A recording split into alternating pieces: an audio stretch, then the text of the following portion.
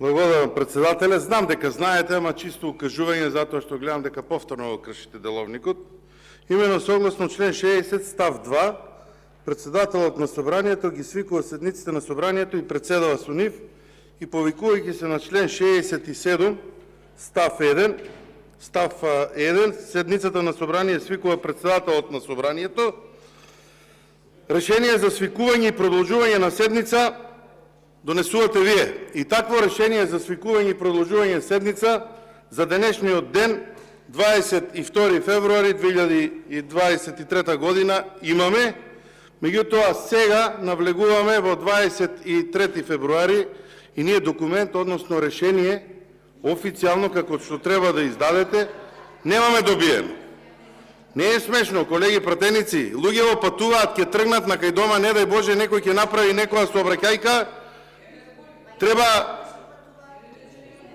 Ама што е сега? Сега треба со вас, госпожо Ванчевска, Калевска, да коментирам или со председателот разговара? Ама те молам сега. Значи, дали треба да добиеме решение за продолжување на седница? Нов ден е. Ние немаме. Да се случи нешто сега надвор, кај се луѓево? На работа ли се или не се на работа? Немојте така. Затоа дозволете да го кажам тоа што имам да го кажам. Датум. Решение за свикување и продолжување на седница 22 февруари, час на почеток 12. 23 февруари сме денеска. Имате обврска да изготвите ново решение со нов датум како би можела да продолжи седницата. Ја не викам да прекинеме.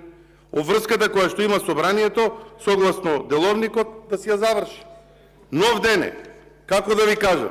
Седите тука и слушате, дали и слушате. Кога ќе се насмее координаторот или премиерот, се смеете и вие.